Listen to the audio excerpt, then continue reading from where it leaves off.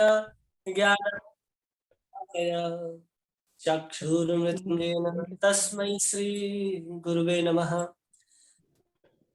नमो विष्णुपादाय कृष्णपृष्ठाय भूतले श्रीमते भक्ति वेदांत स्वामिनिति नामिने। नमस्ते सारस्वते देवे गौरवाणी प्रचारिणे निर्विशेष शून्यवादी पाश्चात्य देशतारिणे। जय श्री कृष्ण चैतन्य प्रभु नित्यानंद श्री अद्वैत गदाधर श्रीवासादि गौर भक्त वृंद।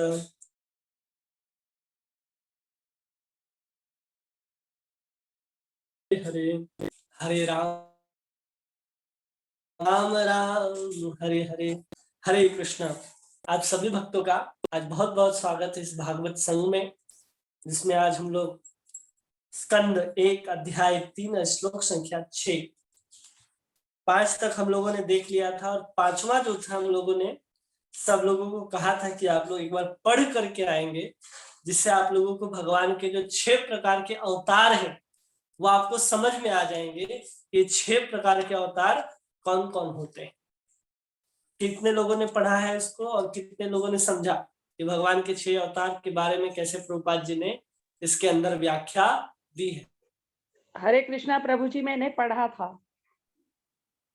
मैंने भी पढ़ा था प्रभु जी। हाँ, मैंने किसी ने शायद भी नहीं पढ़ा? हाँ जी प्रभु जी, लिखा था 6 प्रकार के जो अवतार हैं भगवान के, वो बताइए। एक मिनट प्रभु जी, मैं ना आप जरा और से पूछो, मैं ले। हाँ, मैं जरा औरों से सुन लीजिए प्रभु जी, मैं लेके आती हूँ जरा। ठीक है। और कोई बताएगा? भगवान ने 6 प्रकार के अवतार जो लेते हैं, उस 6 प्रकार के अवतारों के जो नाम हैं वो अलग अलग हैं। उनको हम कैसे जानते हैं, उसको यहाँ प्रभुपाद जी ने बताया था। कोई बता सकता है या हम रिपीट करें फिर से? प्रभु जी, एक है योगावतार। योगा अवतार। हाँ, वही। और सत्यावेश अवतार है। ठीक है। उसके बाद गुणावतार है, लीला अवतार। ठीक है। और नहीं पता, 4 ही। एक लीला अवतार और एक गुणा अवतार, 6 अवतार। सबसे आप पहले कर दीजिए प्रभु जी। भगवान के पुरुषा अवतार। अच्छा, पुरुष अवतार। बाद वर्णन आया है भगवान के गुणा अवतार का। गुणा अवतार के बाद वर्णन आया है भगवान के मनवंतर अवतार का, फिर लीला अवतार का, फिर भगवान के युग अवतार और फिर विभूति। अब उनके जो शाक्यावेश अवतार हैं उनका वर्णन आया। जैसे 6 प्रकार के अवतारों के वर्णन के विषय में वहां पर प्रभुपाद जी विस्तार से हम सबको बताते हैं। कोई अगर कहे कि 6 प्रकार के अवतार कैसे कैसे होते हैं, तो हम जितने भी अवतार हैं, जो 24 अवतार हम लोग कहते हैं ना, उस 24 अवतार में कोई गुणा अवतार है, कोई लीला अवतार है, कोई मनवंतर के अवतार हैं, कोई ये शाक्यावेश अवतार है। तो ऐसे इस 24 अवतारों को भी हम लोग अलग अलग बांट सकते हैं। जैसे उसमें अगर हम देखें राम और कृष्ण और नरसिंह को, तो ये तो लीला अवतार हो गए। वामन अवतार मनवंतर के अवतार हो गए। जैसे भगवान कृष्ण चैतन्य महाप्रभु आते हैं या हंस अवतार आते हैं, ये हो गए हमारे युग अवतार। और फिर जब हम लोग देखते हैं सनक आदि ऋषि को, नारद जी को, व्यास जी को, परशुराम जी को, ये हो गए शाक्यावेश अवतार। तो ये सब अवतार जो है 24 अवतारों के अंदर हमको दिखाई देंगे। और अभी उन्हीं 24 अवतारों के विषय में यहाँ पर वर्णन करने जा रहे हैं सूत गोस्वामी कि भगवान ने अब तक कौन कौन से अवतार लिए। ये प्रश्न जब पूछा गया तो उस प्रश्न के उत्तर में देने की भगवान ने जो जो अवतार धारण किया, उन अवतार धारण करने का लक्ष्य क्या था और उन्होंने किस स्वरूप में आए। तो एक ही श्लोक में स्वरूप, गुण और लीला, ये तीनों आपको एक ही जगह देखने के लिए मिलेंगे। श्लोक संख्या 6। हरे कृष्णा प्रभु जी, मैंने पता क्या लिखा है? मैंने पता क्या लिखा जो आपने बताया ना, मैंने लिखा इसमें जो पुरुष अवतार है पहला लिखा, यानी कि हाँ। जिसमें भगवान सृष्टि के स्वामी है, कारणो दक्षाई विष्णु, गर्भो हाँ। दक्षाई विष्णु और क्षीरो दक्षाई विष्णु, मतलब भगवान के स्वांश हैं ये। और दूसरा मैंने लिखा प्रभु जी इसमें गुणावतार, जो तो 14 तरह के हैं, जिसमें ब्रह्मा विष्णु और शिव हैं। हम्म, और ब्रह्म मतलब रजस के और शिव तमस के और विष्णु सत्व गुण के आपने बताया था स्वामी है।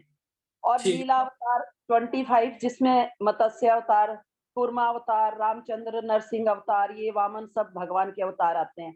और चौथा प्रभु जी मैंने इसमें लिखा युगावतार, जिसमें 4 हैं, सतयुग, त्रेता, द्वापर और कलयुग। और आपने इसमें बताया था कि अलग अलग रंग हैं भगवान के, हाँ। जिसमें श्वेत, लाल, काला और पीला, हाँ। ये लिखा है प्रभु जी मैंने। ठीक है, और एक आखिरी लिखना आपने भूल गए, हाँ जी सत्यावेश प्रभु, अवतार। शक्त्यावेश अवतार। हाँ, ये छठा प्रकार ठीक है, का अवतार होता है भगवान का, जिसमें ठीक। भगवान किसी एक जीव को शक्ति देते हैं ताकि वो भगवान के कार्यों को पूरा कर सके इस धराधाम में आकर के, तो उसको सत्यावेश अवतार कहते हैं। ठीक है प्रभु जी, ये नहीं मैंने इसमें ऐड किया। तो ठीक सबसे है। पहले यहाँ पर जिस अवतार का बात आ रहा है इस श्लोक में, श्लोक संख्या 6 में, उसमें भगवान के सत्यावेश अवतार की बात कही जा रही है, जिसमें कह रहे हैं स एव प्रथमं देव कौमारं सर्गमाश्रित चचार दुश्चरं ब्रह्मा ब्रह्मचर्यम अखंडितम। कह रहे हैं स एव प्रथमं देव, सबसे प्रारंभ में ब्रह्मा के 4 अविवाहित पुत्र, मतलब कुमारगण, जिनका नाम है सनक, सनंदन, सनातन और सनत कुमार, ये 4 जो हैं वो भगवान के सत्यावेश अवतार कहे जाते हैं, जिन्होंने आत्म साक्षात्कार हेतु बहुत कठिन तपस्या की। तो सबसे पहला अवतार के रूप में क्या वर्णन किया गया यहाँ पर, सनत कुमारों का, कुमार गणों की चर्चा की गई, ये भगवान के सत्यावेश अवतार हैं। तात्पर्य में इस भौतिक जगत के पहले उत्पत्ति, फिर पालन, तब एक निश्चित कालावधि के उपरांत संहार हो जाता है। अतएव सृष्टि में जीवों के पिता ब्रह्मा की विशिष्ट कोटियों के अनुसार सृष्टियों के भिन्न भिन्न नाम होते हैं। जब जब भगवान ब्रह्मा का एक दिन समाप्त होता है, फिर दूसरे दिन जब सुबह होता है ब्रह्मा जी का, तब जाकर के वो एक नई सृष्टि करते हैं। तो हर एक सृष्टि का एक अलग अलग नाम होता है, तो उसका एक नाम दिया गया है। तो कौन सा सर्ग है, उस सर्ग को कह रहे हैं भिन्न भिन्न नाम होते हैं। जैसे कि ऊपर कहा गया कि कुमार गणों की उत्पत्ति भौतिक जगत के कौमार सृष्टि में हुई, वो एक दिन होता है, हर दिन का एक ब्रह्मा जी का अलग अलग नाम है। जैसे कि अभी जो कल्प चल रहा है ब्रह्मा जी का, आज का जो दिन है, जो दिन का लगभग 12 बज रहा है, दोपहर का समय हो रहा है ब्रह्मा जी के अनुसार, उस तिथि को, उस दिन को कहते हैं श्वेत वराह कल्प। अभी ब्रह्मा जी का जो दिन चल रहा है, आज का दिन, उसको कहते हैं श्वेत वराह कल्प। और उस समय की बात की जा रही है जब चारों कुमारों की सृष्टि हुई थी, उसको कहते हैं कौमार सृष्टि में हुई थी। मतलब ब्रह्मा जी जब पहली बार सृष्टि को रचे थे, और सृष्टि को रचने के बाद उन्होंने इच्छा की कि अब हम संतानों से, जीवों से संसार को भरना चाहते हैं, तब उन्होंने चारों कुमारों को अपने मानसिक के, अपने मन की शक्ति से उनको जन्म दिया। जब मन की शक्ति से चारों कुमारों का जन्म होता है, तो उन्होंने अखंड रूप से ब्रह्मचर्य का पालन करते हुए घोर तपस्या करने का निश्चय किया। वो गृहस्थ जीवन में जाकर के संसार को बढ़ाने का, संसार की सृष्टि करने के लिए उतारू नहीं थे, लालायित नहीं थे। तो उस समय जब उनकी सृष्टि की गई, तो सृष्टि का नाम है कौमार सृष्टि। उन्होंने ब्रह्म साक्षात्कार की विधि सिखाने हेतु स्वयं ब्रह्मचारी रहकर कठिन व्रत का पालन किया। लोगों को ब्रह्मचर्य और कठोर तपस्या सिखाने के लिए स्वयं ब्रह्मचर्य का पालन किया। ये समस्त कुमार सत्यावेश अवतार हैं। ये कठिन व्रत का पालन के पूर्व ही योग्य ब्राह्मण बन चुके थे। इसी उदाहरण से ये सुझाव प्राप्त होता है कि मनुष्य को केवल जन्म से नहीं अपितु गुण से भी ब्राह्मण की योग्यताएं प्राप्त कर लेनी चाहिए। अगर कोई जन्म से अपने आप को ब्राह्मण समझे कि हम तो बहुत बड़े ब्राह्मण हैं, बहुत श्रेष्ठ व्यक्ति हैं, तो उससे अच्छा है कि वो गुण से भी अपने आप को ब्राह्मण बनाने का प्रयास करे। तभी वो आत्म साक्षात्कार की प्रक्रिया में अपने आप को लगा सकेगा। ब्राह्मण होने का मतलब है अपने आप को सतोगुणी बनाना। अगर आप सतोगुणी में हैं, सतोगुणी आपका आहार विहार विचार सब कुछ है, तो समझना चाहिए आप ब्राह्मण हैं, ब्राह्मण के गुण आपके अंदर है। अलग से आपको ब्राह्मण बनने की आवश्यकता नहीं है। तो पहला हो गया जिसमें शाक्तव्य अवतार के रूप में चारों कुमारों का वर्णन आता है। श्लोक संख्या 7 जिसमें दूसरे अवतार का वर्णन करते हुए कहते हैं, द्वितीयं तुम भावायस्य रसातलं गतां महीम् उद्धारिष्योनुपादत्तः यज्ञेश सौकरम वपु। दूसरा अवतार के रूप में यहाँ कहते हैं कि समस्त यज्ञों के परम भोक्ता ने सूकर का अवतार स्वीकार किया और पृथ्वी के कल्याण हेतु उसे ब्रह्मांड के रसातल क्षेत्र से ऊपर उठाया। जब हम लोग 24 अवतार का वर्णन सुनते हैं तो 24 अवतारों का वर्णन ऐसे ही चलता है कि पहले कुमार गण का वर्णन आएगा, फिर वराह भगवान का वर्णन आएगा, फिर नारद जी का वर्णन आएगा, ऐसे 24 अवतार चलेंगे।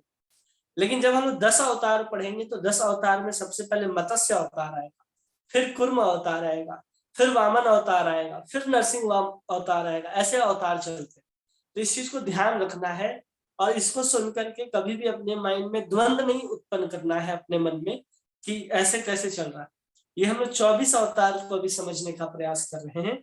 तो 24 अवतार की जो कड़ी है, जो क्रम है, वो इसी प्रकार है कि पहले कुमार गण है और फिर शुकर भगवान का वर्णन आता है। पृथ्वी के कल्याण हेतु ब्रह्मांड के रसातल क्षेत्र से ऊपर उठाया था। जब ब्रह्मा ने सृष्टि कर दी बहुत सुंदर, इस पृथ्वी को जहां हम निवास करते हैं उसको ब्रह्मा ने बना करके जम्बू द्वीप के भारतवर्ष के दक्षिण भाग में रख दिया, और जहां पर जितने भी मनु आदि हैं, जितने भी अवतार आते हैं, सब आकर के यहाँ पर जन्म लेते हैं और अपने लीलाओं के द्वारा हम जीवों को प्रेरित करते हैं। तो जहां पर हम लोग रहते हैं इस धरती को हिरण्यक्ष नाम का जो राक्षस था वो उठा करके गर्भोदक सागर में ले गया था। जहां पर गर्भोदक्षाई विष्णु शयन करते हैं वहां पर ले गया था। तो उसको वहां पर से उद्धार करने के लिए, ताकि मनु के द्वारा इस पृथ्वी पर सृष्टि की रचना की जा सके, वो अपने संतति के द्वारा इस सृष्टि को भर सकें, इसके लिए स्थान चाहिए था। इस पृथ्वी को वराह शुकर अवतार के रूप में भगवान विष्णु ने ही अपने जगह में ला करके स्थापित किया था। तात्पर्य हम लोग पढ़ते हैं, यहाँ संकेत है कि भगवान के प्रत्येक अवतार के लिए उनके द्वारा संपन्न होने वाले विशेष कार्य भी उल्लेखित है। केवल भगवान ने अवतार ही नहीं लिया, अवतार के साथ साथ उन्होंने जो जो कार्य किया उस कार्य को भी यहाँ पर लिखा जा रहा है। बिना कार्य विशेष के कोई अवतार नहीं हो सकता और ऐसा कार्य सदा ही अद्वितीय होता है। भगवान जब भी अवतार लेंगे तो उसका कोई ना कोई विशेष कारण होगा, और जो कारण होगा वो एकदम अद्वितीय होगा। वो किसी भी सामान्य मनुष्य के द्वारा, किसी पुरुष के द्वारा पूरा नहीं किया जा सकता है। कोई इस पृथ्वी उठा ही नहीं सकता। कहा है कि किसी को भेज दे पृथ्वी को उठा करके ले आए तो संभव नहीं है। वो जब तक भगवान नहीं आएंगे तब तक भगवान ही उठा करके इस सृष्टि को, इस पृथ्वी को अपने जगह में स्थापित कर सकते हैं। इसलिए हर बार जब भगवान आए हैं तो उनका कार्य हमेशा पिछले वाले अवतार से अद्वितीय रहा है। उन्होंने जो अवतार में आकर के पहले काम किया है वो वही अवतार दूसरे अवतार के रूप में लेकर के आकर के वही कार्य को नहीं करते। दोनों कार्य बिल्कुल अलग अलग होते हैं और इतने अद्भुत होते हैं कि कोई सामान्य पुरुष उस कार्य को पूरा कर ही नहीं सकता। ऐसे कार्यों में किसी जीव द्वारा संपन्न किया जाना संभव नहीं होता। शुक्र का अवतार पृथ्वी को गंदे पदार्थ रसातल भाग से बाहर निकालना था। गंदे स्थान पर कोई वस्तु उठाना शुक्र का कार्य है। भगवान ने जो शुक्र बनाया है वो शुक्र हमेशा गंदगी में रहता है, और भगवान ने स्वयं उसी का रूप धारण करके इस पृथ्वी को रसातल में ऐसे स्थान पर डाल दिया गया था जहां पर गंदगी ही गंदगी भरी रहती है। अब वहां पर कौन जाता, कौन सा स्वरूप जाकर के उद्धार कर सकता था? तो केवल और केवल शुक्र स्वरूप ही उस स्थान पर जाकर के इस पृथ्वी का उद्धार कर सकता था। इसलिए भगवान ने शुक्र का रूप धारण किया है। भगवान के लिए कुछ भी असंभव नहीं है, यद्यपि उन्होंने शूकर की भूमिका निभाई तो भी वो सदैव दिव्य स्थिति में रहते हुए भक्तों द्वारा पूजित होते हैं। उस स्वरूप में भी वो हमेशा दिव्य है। ऐसा नहीं कि वो सुअर का रूप धारण कर लिए तो हमारे लिए पूजनीय नहीं हो गए, नहीं रहे, ऐसा नहीं है। वो तब भी हमारे लिए उतने ही पूजनीय है जितने वे पीताम्बर धारण करके, शंख चक्र गदा पद्म धारण करके, अपने चरणों को लक्ष्मी के गोद में दे करके सुंदर शेष सैया पर लेते रहते हैं। तो जितने हमारे लिए आनंदित देने वाले हैं, जितने पूजनीय हैं, उतने ही अन्य स्वरूपों में भी वो पूजनीय ही माने जाते हैं। अब देखिए, अब हम लोग तीसरे अवतार के रूप में चलते हैं। तीसरा अवतार और जिसमें तीसरे सर्ग की वर्णन आता है। तृतीयम ऋषि सर्ग वे देवर्षि अत्मुपेत्य तंत्रम सात्विमाचष्ट नैष्कर्म्यम कर्मणा यथा। ऋषियों के सर्ग में भगवान ने देवर्षि नारद मुनि के रूप में, जो देवताओं में महर्षि हैं, तीसरा शाक्तवश अवतार ग्रहण किया। उन्होंने वेद का भाष्य संकलित किया जिसमें भक्ति मिलती है और जो निष्काम कर्म की प्रेरणा प्रदान करते हैं। क्या कह रहे हैं कि उन्होंने तीसरा शाक्तवश अवतार किस रूप में लिया? नारद मुनि के रूप में लिया। और नारद मुनि क्या करते हैं? भक्तिमय सेवा का प्रचार करते हैं। लेकिन आजकल के जो तमाशा है, टीवी में, सीरियलों में जिस तरह से नारद जी को दिखाया जाता है हास्यपद तरीके से, नारद जी बिल्कुल उससे अभिन्न। नारद जी का जो स्वरूप है वो इतना अद्भुत है कि कोई भी उनको देख ले तो स्वयं भगवान का भक्त बन जाएगा। तो उनके स्वरूप को देख करके ही इच्छा होगा कि हम इनके शरण में जाते हैं, इनसे कुछ प्रश्न पूछते हैं। ऐसा उनका दिव्य वैभव है, दिव्य चरित्र है। इसलिए नारद जी को हमें कभी भी हास्यपद तरीके से नहीं देखना है। नारद जी हम सबके आचार्य हैं। नारद जी के कोई भी एक ऐसा शिष्य नहीं है जिसने भगवान को प्राप्त नहीं किया हो।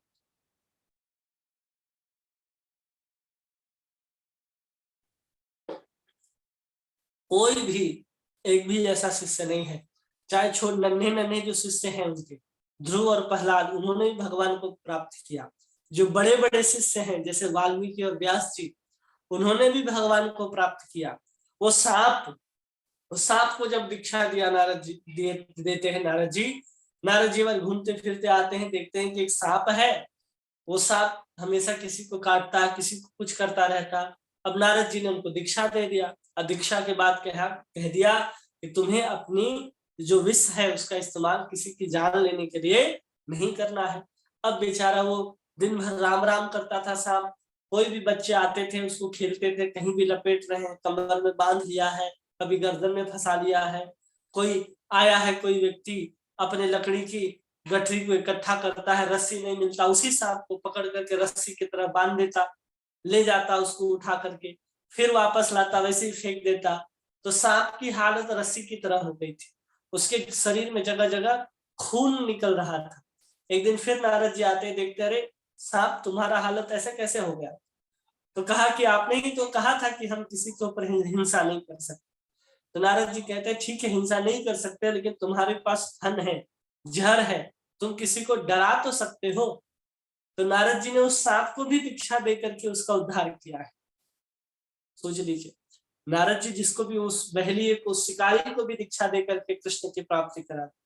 ऐसे नारद जी के जितने भी शिष्य हैं, कोई भी एक ऐसा शिष्य नहीं है जो भगवान कृष्ण को प्राप्त नहीं किया हो। इसलिए नारद जी हमारे आचार्य हैं। परंपरा के अनुसार अगर हम देखें तो ब्रह्मा जी के बाद नारद जी और नारद जी के बाद व्यास जी आते हैं, व्यास जी के बाद सुखदेव गोस्वामी आते हैं। उसी परंपरा में हम लोग भागवत को श्रवण कर रहे हैं। इसलिए हमारा जो सम्मान होना चाहिए नारद जी के प्रति, वो अद्भुत होना चाहिए, अद्वितीय होना चाहिए। वो सामान्य नहीं होना चाहिए, अरे ये तो नारद जी, नहीं, ऐसा नहीं। हमारे लिए अत्यंत पूजनीय है। जब नारद जी किसी के सभा में जाते थे, चाहे युधिष्ठिर की सभा में जाए, चाहे कंस की सभा में जाए, सभी उठ करके उनके 16 उपचार विधि से उनका पूजन करते थे, उनका चरणामृत लेकर के पान करते थे। चाहे असुर की सभा में जाए, चाहे युधिष्ठिर जैसे धर्मात्मा की सभा में जाए, उनका सम्मान कभी भी कम नहीं होता था। लेकिन आज के समय में हम लोगों ने उनको टीवी सीरियलों में देख करके नारद जी को एक हास्यपद पद पर बिठा दिया है कि केवल इधर का बात उधर करते रहते हैं और एकदम कॉमेडी टाइप के आदमी, ऐसा नहीं है। वो हमारे आचार्य हैं और उन्होंने जिसको भी दीक्षा प्रदान की है, जिनको भी उन्होंने अपने शिष्य के रूप में स्वीकार किया है, उन्होंने निश्चित रूप से भगवान को प्राप्त किया है। इसलिए कभी भी उनका सम्मान हमें ऐसे मजाक पूर्वक या फिर उनको अवहेलना पूर्वक नहीं देखना चाहिए। ब्रह्मांड के विभिन्न लोकों में, समस्त योनियों में ये सभी महान भगवत भक्त इनके शिष्य हैं। किसी भी लोक में रहने वाला व्यक्ति हो, अगर वो महान भक्त है तो इन्हीं का शिष्य है। भागवतम के संकलन कर्ता श्री व्यास देव भी इनके शिष्यों में से एक है, जिन्होंने इस ग्रंथ को लिखा है जिसको हम लोग पढ़ रहे हैं। इस ग्रंथ को भी नारद जी की ही प्रेरणा से वेद व्यास जी ने लिखा है। इसलिए हमें इसको भी ध्यान पूर्वक समझना चाहिए कि नारद जी कौन है। नारद पंचरात्र जो भगवत भक्ति के विषय वेदों का भाष्य है, इन्हीं के द्वारा रचित है। नारद पंचरात्र जिसके द्वारा हम आज अर्च विग्रह की सेवा करते हैं, भोजन बनाते हैं, हमारे वैष्णव पद्धति में जो आज भी पूजा उपचार किए जाते हैं, सब कुछ नारद जी के द्वारा लिखे गए नारद पंचरात्र में ही उल्लिखित है। यह नारद पंचरात्र कर्मियों को कर्म बंधन से मुक्त दिलाने की शिक्षा देता है। जो कर्मी गण है, जो कर्म को छोड़ना नहीं चाहते, उन्हीं कर्मियों को ऐसी शिक्षा देता है कि तुम कर्म करते करते कैसे भगवान कृष्ण को प्राप्त कर सकते हो। बद्ध जीव अधिकांशतः सकाम कर्मों के प्रति आसक्त रहते हैं। जितने भी बद्ध जीव हैं वो कर्म करते हैं और कर्म करने के बाद कर्म के फल के प्रति आकांक्षित रहते हैं कि हमने ये कर्म किया है तो हमें ये फल प्राप्त होना चाहिए, इसके पीछे लालायित रहते हैं। उनको कहते हैं बद्ध जीव या फिर सकाम कर्मी, क्योंकि वे अपने परिश्रम द्वारा जीवन के आनंद भोगना चाहते हैं। यह समस्त ब्रह्मांड समस्त योनियों के सकाम कर्मियों से भरा पड़ा है।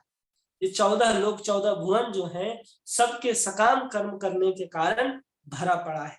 सभी प्रकार के आर्थिक विकास की योजनाएं इन सकाम कर्मों में सम्मिलित है। हम जो कुछ भी कर रहे हैं ना इस संसार में, वो सब कुछ हम किस लिए कर रहे हैं?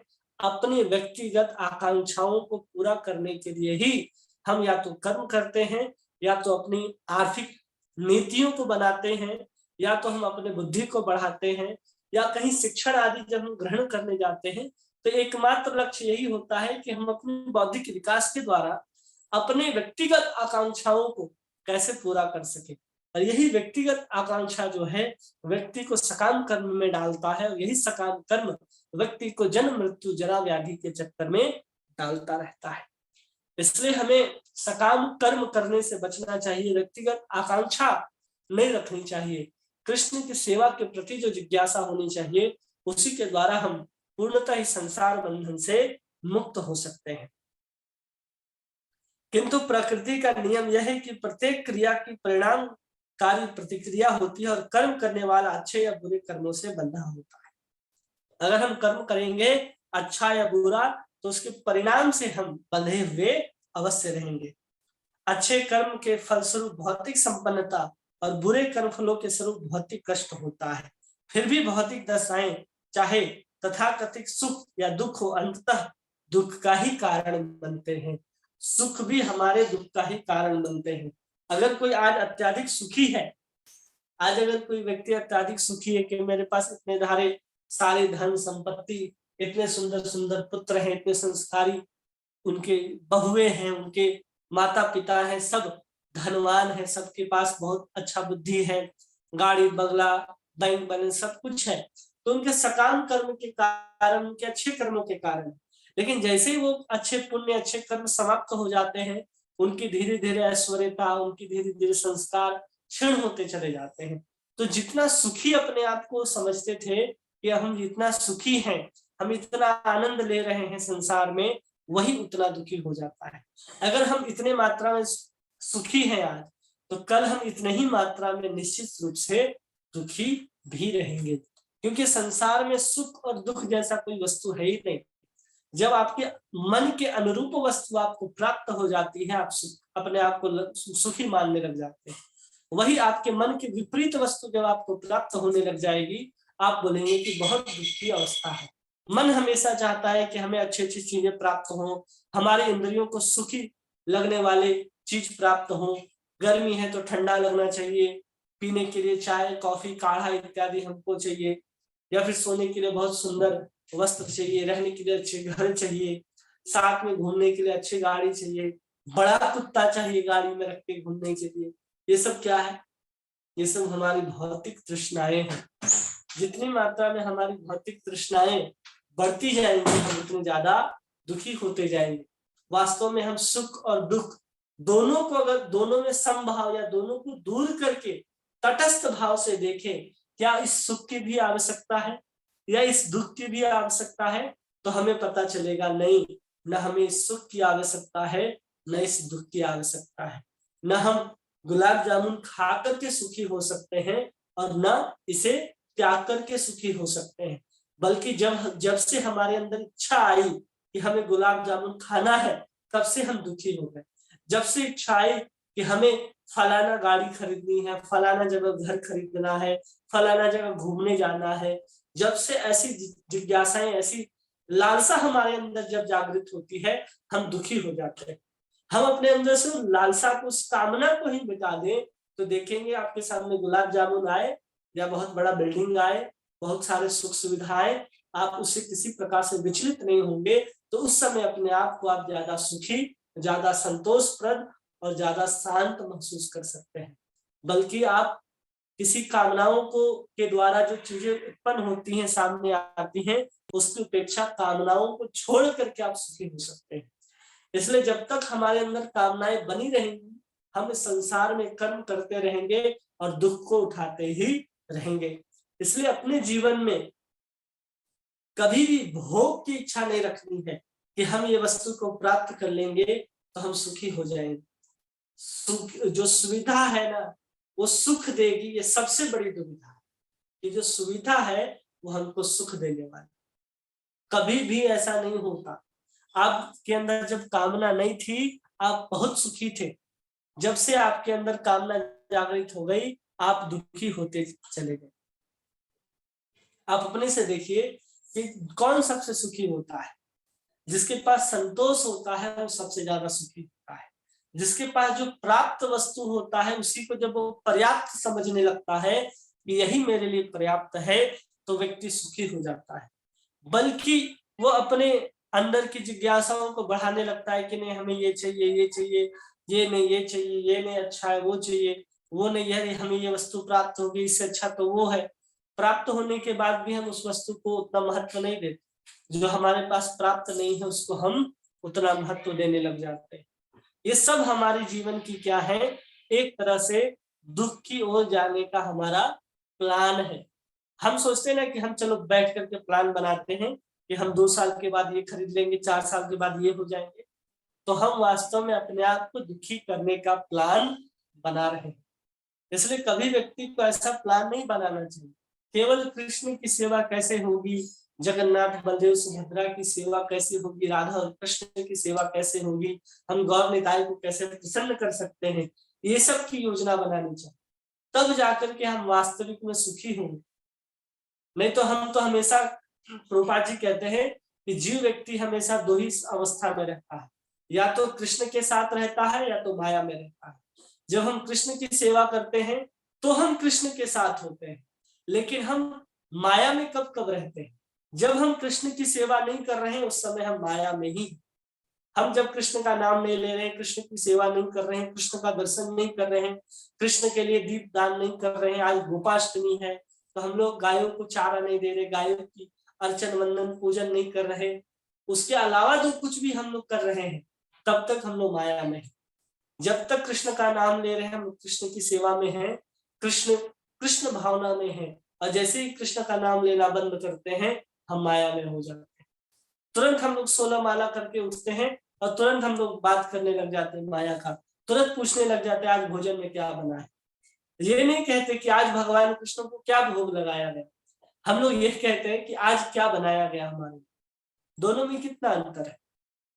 एक पूछना कि भगवान को आज क्या भोग लगा, आप उसको प्रसाद के रूप में ग्रहण करेंगे, और दूसरा है कि आज क्या बनाया गया। दोनों में बहुत अंतर हो जाता है।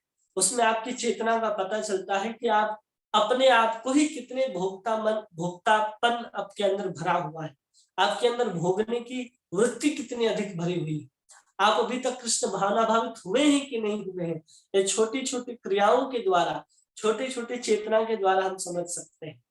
हम कई बार उदाहरण देते हैं कि जब आपका पैर फिसल रहा हो, जब अचानक आप दुविधा में फंस जाएं, जब ऐसा लगे कि अब प्राण छूटने वाला है या कहीं से आप गिर रहे हैं, स्वप्न में कभी कभी हम लोग ऐसा देखते हैं कि कहीं से गिर रहे हैं, उस समय आपके मुख से क्या पता चलता है कि आपकी चेतना अभी तक कहाँ तक कृष्ण भावना भावित हुई है। अगर उस समय भी आपके मन के अंदर से, आपके जुबान के अंदर से कृष्ण ही निकलता है, हाँ कृष्ण, हाँ गोविंद, हाँ राधे ही निकलता है, तो समझना चाहिए कि आपकी चेतना धीरे धीरे शुद्धता को प्राप्त हो रही है। लेकिन हम अपनी चेतना को ऐसा बना करके रख लिए हैं कि हम 24 घंटे माया का ही नाम लेते हैं। दिन भर खाना, रोटी, कपड़ा, मकान, दुकान, सामान, बीवी, बच्चे, यही सब करते रह जाते हैं। तो हमारी चेतना में भी वही भर जाता है, हमारी चेतना में कृष्ण आ ही नहीं पाते। तब जाकर के हम कहीं गिरते हैं, कहीं स्वप्न में ऐसी चीज वस्तु को देखते हैं तो हमारे मुख से कृष्ण नहीं निकलता। हम हाँ बाप, हाँ माँ, ये सब चिल्लाते हैं, कभी कृष्ण का नाम नहीं लेते, कभी भगवान का नाम हमारे मुख से नहीं निकलता। तब जाकर के हम लोग वास्तविक रूप से कृष्ण के संग में हो सकते हैं, कृष्ण की सेवा में लग सकते हैं। नहीं तो दिन भर हम लोग माया की सेवा में ही लगे रहेंगे और माया हमें बार बार इस 84 लाख योनि के चक्कर में डालती ही रहेगी। इस सावधानी के साथ भी हमें कृष्ण की सेवा कर लेनी चाहिए कि अगर हम कृष्ण की सेवा इतने दृढ़ता के साथ अच्छी तरह से करेंगे तो हमारी चेतना कृष्णमय बनेगी, और जब कृष्णमय चेतना हमारी बनेगी तो हमारे स्वप्न में भी कृष्ण आएंगे, हमारे क्रिया में भी कृष्ण आएंगे, हमारे प्रतिक्रिया के रूप में भी कृष्ण हमें नजर आएंगे। क्योंकि कृष्ण सेवा का फल ही है कि हमें और कृष्ण की सेवा प्राप्त होना।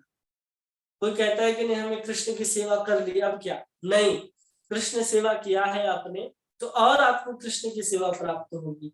अगर आप माला कर रहे हैं, कृष्ण का नाम ले रहे हैं, 16 माला आपने कर ली, अच्छी तरह आपने माला की, तो आपको लगेगा चलो एक माला और कर लेते हैं। अपने आप अंदर से जिज्ञासा आती है कि चलो 2-4 माला और किया जाए।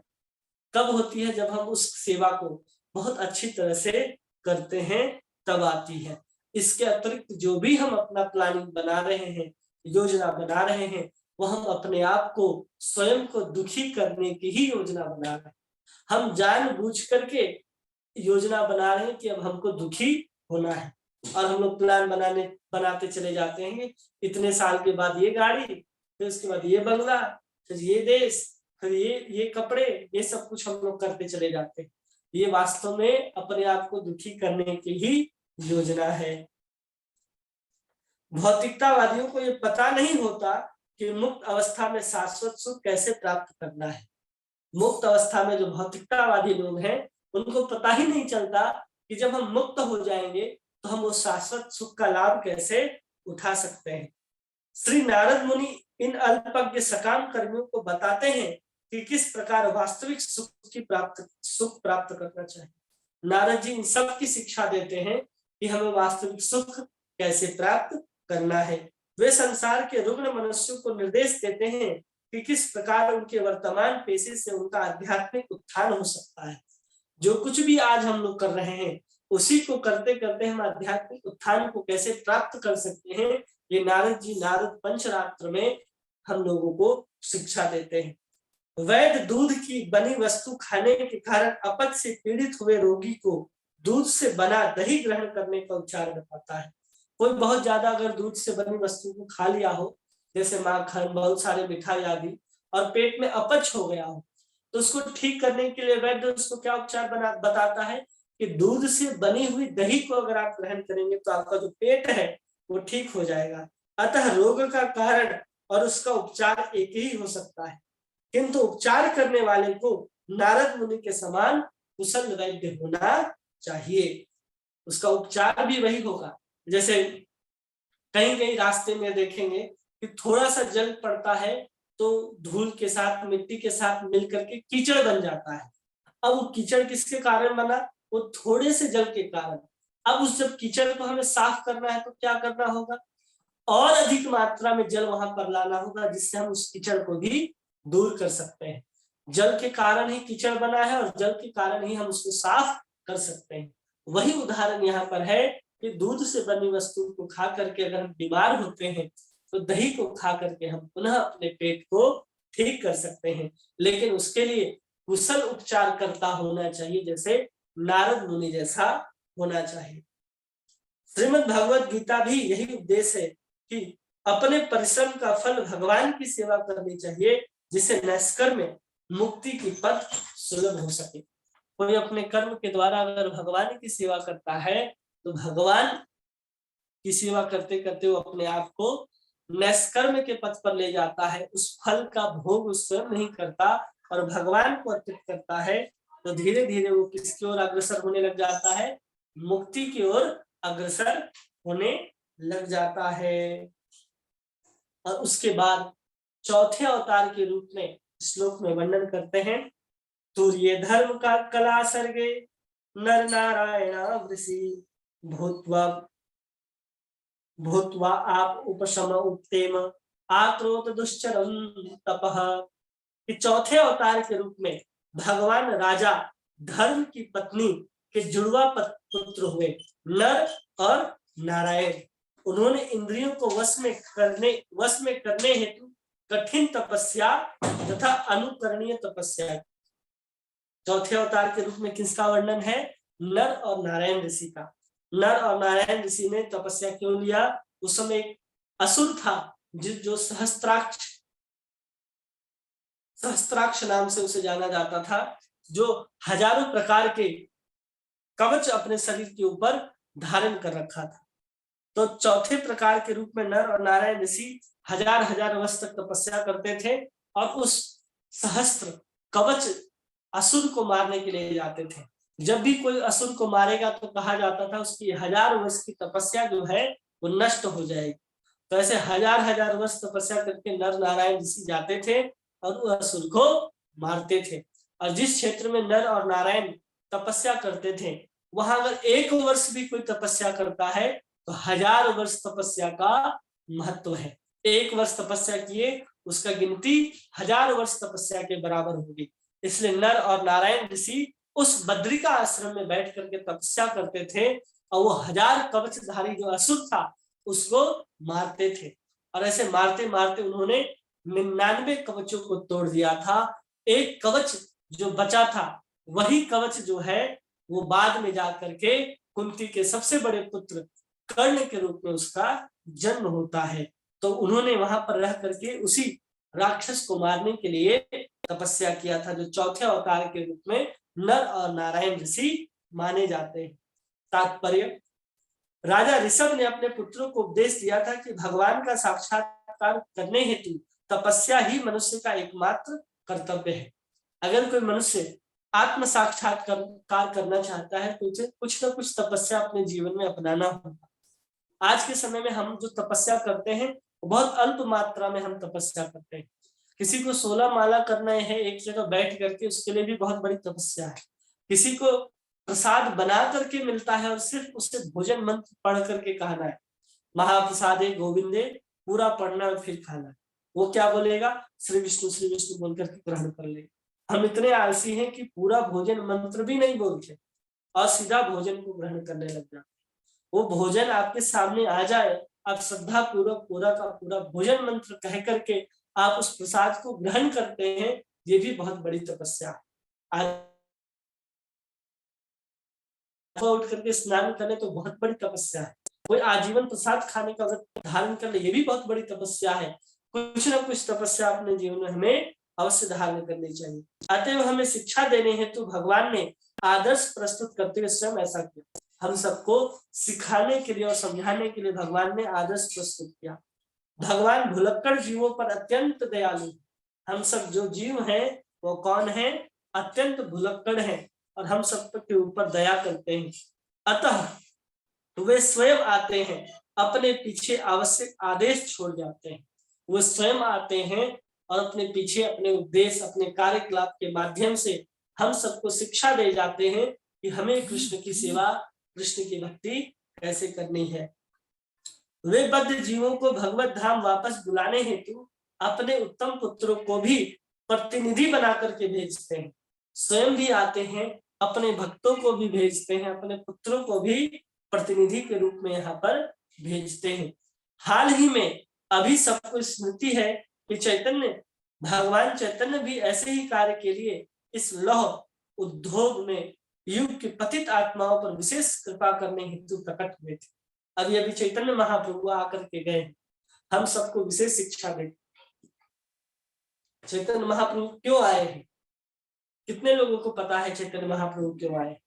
हमने कई बार कहा है कि चैतन्य महाप्रभु आने का लक्ष्य क्या है, उन्होंने यहाँ पर धराधाम में क्यों अवतार लिया? शिक्षा हो रहा है। हरे कृष्णा। मतलब जो चैतन्य प्रभु महाप्रभु आए थे प्रभु जी, वो कृष्ण लीलाओं और महिमाओं को बताने के लिए आए थे ना? हाँ जी, हमें केवल और केवल उन्होंने कृष्ण की भक्ति कैसे करनी है और किस भक्ति के द्वारा हम साक्षात गोलोक बिहारी को प्राप्त कर सकते हैं, उस शिक्षा को देने के लिए चैतन्य महाप्रभु आए। ये है बाहरी कारण। आंतरिक कारण ये है चैतन्य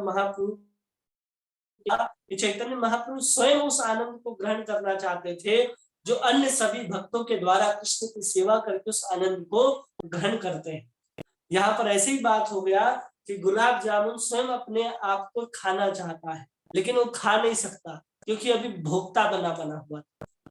वो जब भोग्य बन करके उस गुलाब जामुन को स्वाद करके सेवा करके जब चाहेगा तो ही उस रस स्वादन को आस्वादित कर सकता है। इसलिए भगवान को भी जब अपने आनंद चखने की, अपने आनंद के रस स्वादन की जिज्ञासा उत्पन्न होती है तो भगवान को भी भक्त बनना पड़ता है। और भक्त के स्वरूप में स्वयं चैतन्य महाप्रभु अपने ही भक्ति को करके सिखा रहे हैं और देख रहे हैं कि कितना आनंद स्वयं की भक्ति करके आता है। ये आंतरिक कारण है।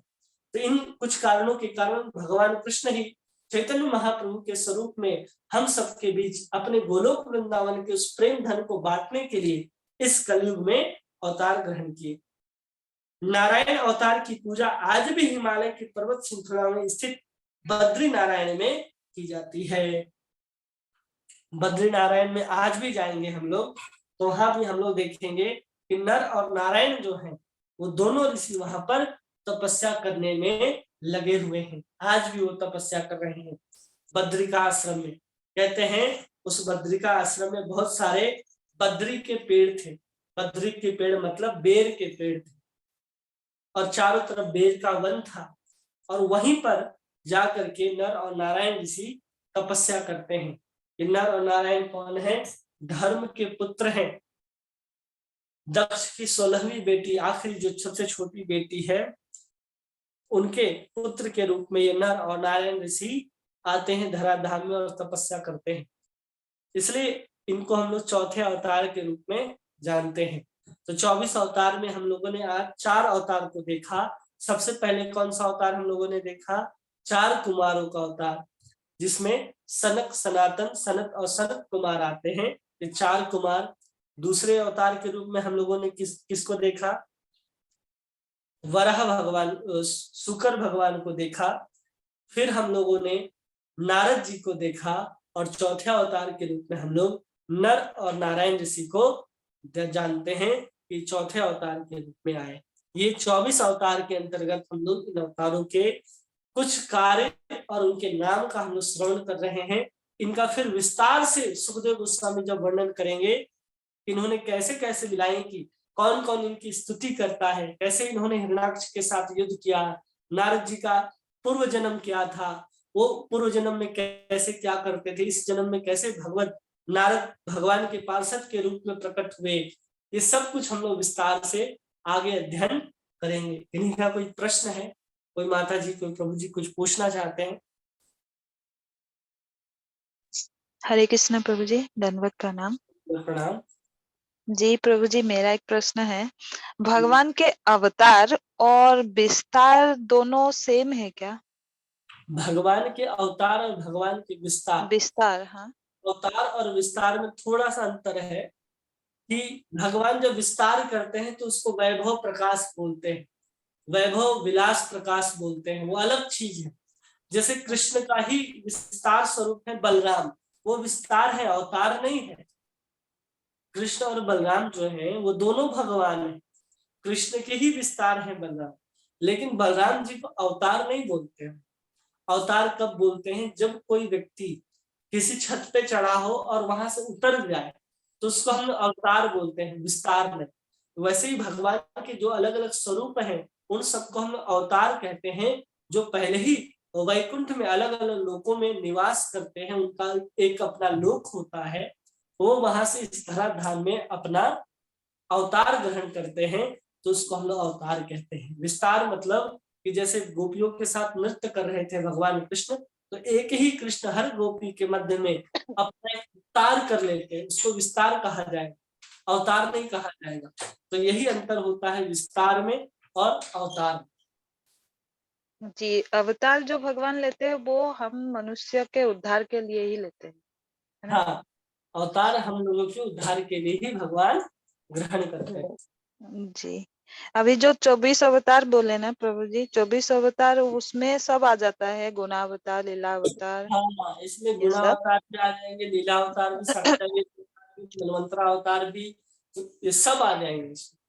अच्छा, सत्यावेश अवतार का थोड़ा बता दीजिए ना प्रभु जी। मैं अभी हम लोगों ने जो 4 कुमारगण पढ़ा हाँ, हम लोगों ने, वो सत्यावेश अवतार है। नारद जी सत्यावेश अवतार है, वेद व्यास जी सत्यावेश अवतार है, परशुराम जी सत्यावेश अवतार है, राजा पृथु सत्यावेश अवतार है। मतलब भगवान के शक्ति उन लोग, मतलब उन अवतारों में है, ऐसा है क्या?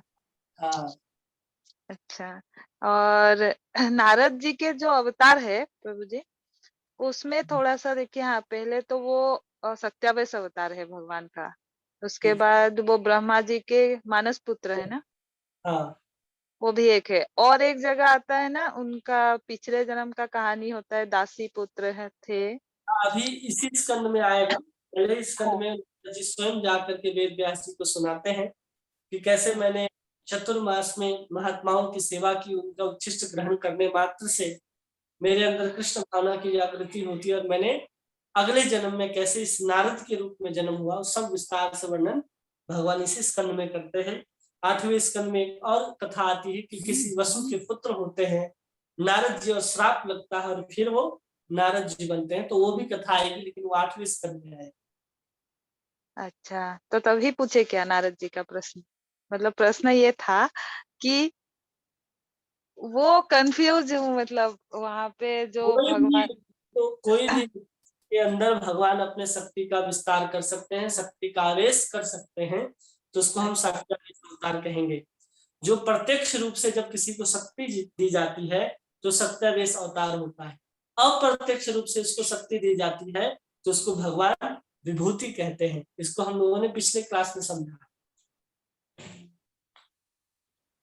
विभूति। प्रभुपाद जी को भी सत्यावेश अवतार बोलते हैं ना प्रभु जी? हाँ, क्योंकि भगवान प्रभुपाद जी को एक विशेष शक्ति है जिसके द्वारा वो पूरे विश्व में कृष्ण भावना का प्रचार कर सके।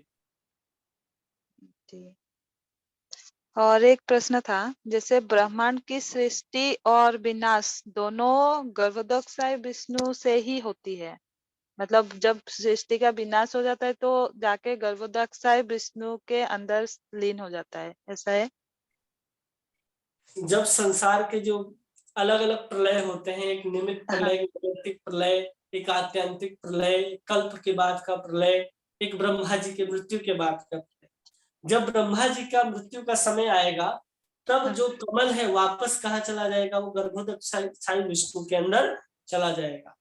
लेकिन जब पूरे संसार की जब लय हो जाएगा, लेकिन ब्रह्मा जी की मृत्यु नहीं होगी, जिस समय ब्रह्मा जी जीवित हैं, केवल उनकी रात्रि आई है और ब्रह्मा जी अब विश्राम के लिए सोना चाहते हैं, उस समय जितने भी 13 लोक हैं, ब्रह्म लोक को छोड़ करके नीचे के जितने लोग हैं, वो सब लोगों का विनाश हो जाता है, सब जल प्रलय हो जाते हैं। और फिर ब्रह्मा जी जैसे ही उठते हैं, फिर जल धीरे धीरे नीचे जाता है, तो ब्रह्मा जी उसकी सृष्टि करते हैं। जब ब्रह्मा जी का भी अंत का समय आता है, तब वो कमल गर्भोदक्षाई विष्णु के नाभि कमल के अंदर चला जाता है, और वो गर्भोदक्षाई विष्णु अपना जहां से विस्तार किए थे महाविष्णु के अंदर चले जाते हैं ब्रह्मांड सहित। जी। प्रलय का जो बात है ना प्रभु जी, हम्म। जैसे शिव जी भी प्रलय के डिपार्टमेंट में है, ऐसा था क्या? प्रलय के डिपार्टमेंट में है, जब गुणावतार के रूप में वही गर्भोदक्षाय विष्णु जब हाँ, तमोगुण में अपना विस्तार करते हैं तो वही भगवान शिव कहलाते हैं। और वही जब सृष्टि की समाप्ति करनी होती है तब वही रौद्र रूप धारण करके नटराज की तरह इसी धरती पर जब नृत्य करना आरंभ करते हैं तब इस हाँ, सृष्टि का भी संहार हो जाता है। उस समय ब्रह्मा जी का भी आखिरी दिन होता है। अच्छा।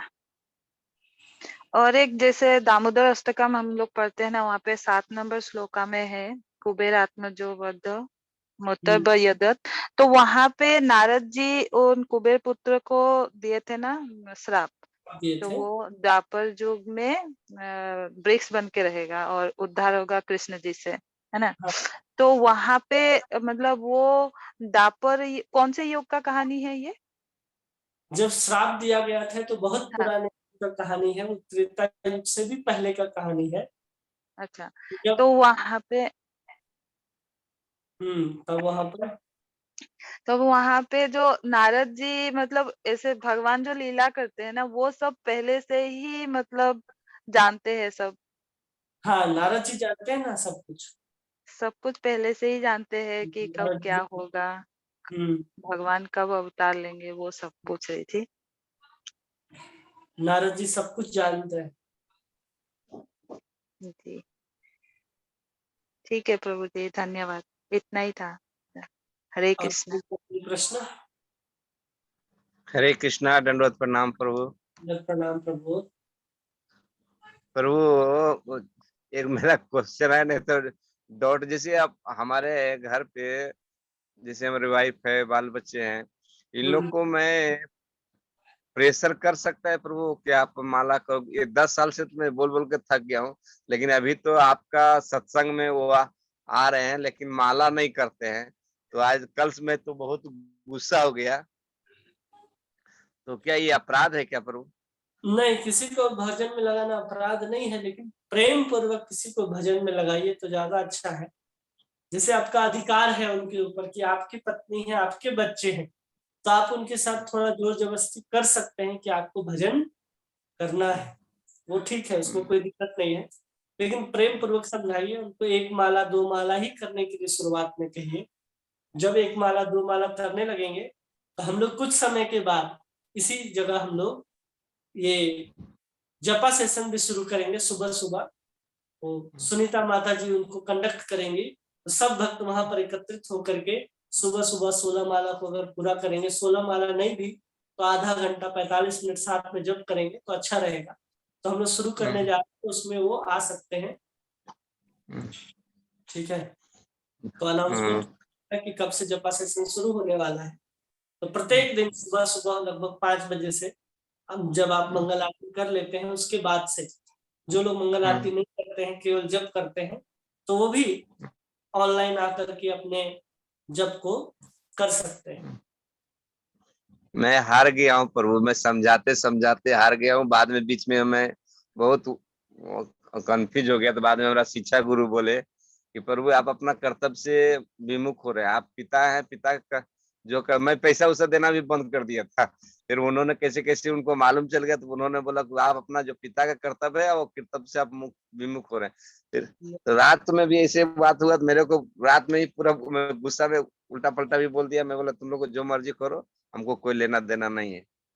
तो इसीलिए आपसे मैं बहुत कंफ्यूज में, क्या करना चाहिए प्रभु? यदि नहीं ये नहीं भी बताया कि यदि भक्ति में यदि बाधा हो तो उसको छोड़ देना चाहिए, तो अब ये क्या करना चाहिए प्रभु? नहीं, अभी जिस अवस्था में है, आपकी पत्नी है, आपके बच्चे हैं, तो आपको अपने कर्तव्य को तो किसी हाल में पूरा करना है, चाहे वो मारे पीटे कुछ भी करे, आपको अपने कर्तव्य को पूरा करना है। और साथ साथ में लगे रहना है कि कैसे भी भगवान की ओर मुड़ जाए। उसके लिए सबसे अच्छा तरीका है आप भगवान से प्रार्थना करें कि हमारे जो पत्नी है, बच्चे हैं, उनके अंदर कृष्ण की चेतना जागृत हो, वो भी आपका नाम ग्रहण कर सकें। ऐसा भगवान से आप प्रार्थना कीजिए कि उनके ऊपर कृपा करें, और उनको थोड़ा थोड़ा कहिए कि आप भगवान की भक्ति करें।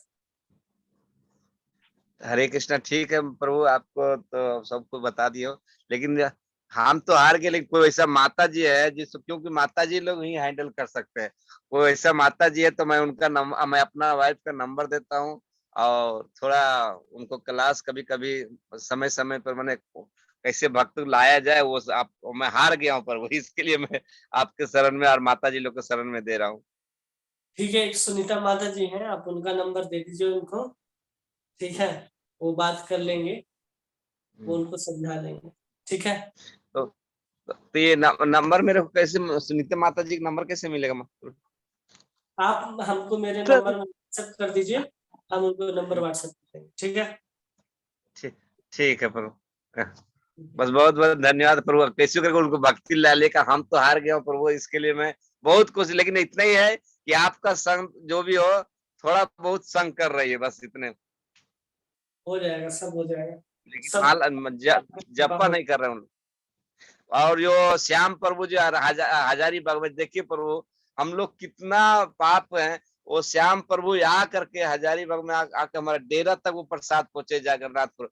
लेकिन एक बार दो बार खाली प्रोग्राम में गए, बाद में प्रोग्राम में नहीं जा रही। यदि प्रोग्राम में जाते तो कोई बात नहीं, हम तो अपने आप को सोचते कुछ हम प्रारब्ध किया है, पाप है, इसके लिए जैसे ये हो रहा है। नहीं होता है, सबका अपना अपना सुकृति होता है, जिस समय जिस क्षण उनका सुकृति जगेगा उस समय ही वो कृष्ण का नाम ले सकते हैं। इसलिए अभी आप उनको सत्संग सुनने दीजिए, प्रसाद खाने दीजिए, धीरे धीरे उनके अंदर परिवर्तन आएगा, ऐसा भगवान के ऊपर विश्वास रखते हुए चलना है, ठीक है। अरे ठीक है। और किन्हीं का कोई प्रश्न, कोई सुझाव? हरे कृष्णा प्रभु जी, दंडवत प्रणाम। प्रणाम। प्रभु जी मेरा सवाल था, मतलब ब्रह्मा जी का तो रात होता है, तो हाँ। वो मतलब किसके ऊपर डिपेंडेंट है? मतलब जैसे सूर्य के ऊपर, हम लोगों का तो सूर्य के ऊपर है, हाँ, उनका मतलब रात किसके ऊपर होता है? मतलब सुबह शाम ऐसा जब होगा? उनका रात आता है ना तो उस सूर्य को भी हटा देते हैं, जैसे हम लोग बल्ब बुझा करके सोते हैं ना, हाँ प्रभु जी। तो वैसे ही सूर्य को बुझा देते हैं। अच्छा। हाँ, क्योंकि सृष्टि रहता ही नहीं है ना उस समय, जब ब्रह्मा जी हाँ, को सुनाए थे, वो सब अच्छा प्रलय कर देते हैं ब्रह्मा जी, और फिर शयन करते अच्छा सब अच्छा। सब मतलब हाँ, मतलब उनके मतलब सूर्य इसीलिए मतलब है कि क्योंकि ब्रह्मा जी का दिन है, रात होने हाँ से सूर्य भी बुझ जाएगा। हाँ। अच्छा अच्छा। अब फिर मतलब जब ब्रह्मा जी उठेंगे तो फिर नया सूरज बनाएंगे। अच्छा प्रभु जी, ये नहीं पता था। और फिर ये जो शुक्र अवतार हुआ था ना, तो हाँ मतलब पूरा पृथ्वी को शुक्र मतलब हिरण्यकशिपु जी ने सागर में दे दिए थे, तो हाँ, उसका उनका साइज exactly। मतलब इतना बड़ा कैसे हो गया? वो मतलब थोड़ा कंफ्यूज। गर्भोदक्षाई सागर इतना बड़ा है, ये तो धरती हाँ तो बहुत छोटा है उसके सामने। जो हाँ। हम द्वीप की बात कर रहे हैं ना, उस हम्म। में जो हमारा भारत है, जहाँ हम लोग रहते हैं धरती, वो हाँ एक के समान है केवल, हाँ जिसमें प्रभु हम जी। 7 समुद्र और इतने सारे कॉन्टिनेंट्स और ये सब देखते हैं, वो छोटा सा एक कण के बराबर है इस हम्म। ब्रह्मांड। हाँ, लेकिन प्रभु जी मतलब हिरण्यकशिपु इतना बड़ा साइज में कैसे हो गया कि वो पृथ्वी को उठा के ले गया? उसका तो क्योंकि बहुत। भगवान हिरण्यकशिपु और हिरण्याक्ष जो हैं वो हाँ हाँ। भगवान के पार्षद ही है, इसलिए उनके अच्छा पास अच्छा इतना सामर्थ्य है, वो जय अच्छा। और विजय है, हाँ प्रभु। इसलिए हाँ हाँ प्रभु जी, ठीक है प्रभु जी, यही बना था। कोई हरे कृष्ण। साधारण व्यक्ति ऐसा कार्य कर ही नहीं सकता, हाँ प्रभु जी। ठीक है। हाँ प्रभु जी। हरे कृष्ण। और किसी का कोई प्रश्न? नहीं, भगवान का आज सुंदर दर्शन कराते हैं आपको जगन्नाथ बलदेव और सुभद्रा जी का। बोले जगन्नाथ बलदेव सुभद्रा माई की जय, और निताई की जय, गौर प्रेमानंद हरि हरि बोल, हरि हरि बोल। बहुत सौभाग्य हमारा। ठीक है, हरे कृष्णा कृष्ण कृष्ण कृष्ण कृष्ण हरे हरे हरे, हरे, हरे हरे हरे राम राम हरे राम, हरे राम, राम राम राम राम हरे हरे हरे। हरे। वाञ्छा कल्पतरुभ्यश्च कल्पतरुश्च कृपा सिन्धुर्भ्येव च पतितानां पावनेभ्यो वैष्णवेभ्यो नमो नमः। अनंत कोटि वैष्णव वृंद की जय। विशिष्ट जगन्नाथ बलदेव सुभद्रा माई की जय। राधा सुंदर भगवान की जय। पंचतत्व भगवान की जय। नरसिंह देव भगवान की जय। श्री गुरु परंपरा की जय। आप सब भक्तवृंदों की जय। श्री श्री गोपाष्टमी की जय। श्री श्री राधा दामोदर भगवान की जय। पिताई गौर प्रेमानंदे हरे हरि बोल। हरे कृष्णा। आप सभी भक्तों का बहुत बहुत धन्यवाद। हरे कृष्णा प्रभु जी, दंडवत प्रणाम। दंडोत प्रणाम। धन्यवाद, प्रणाम प्रभु। प्रभु जी, दंडवत प्रणाम। दंडोत प्रणाम।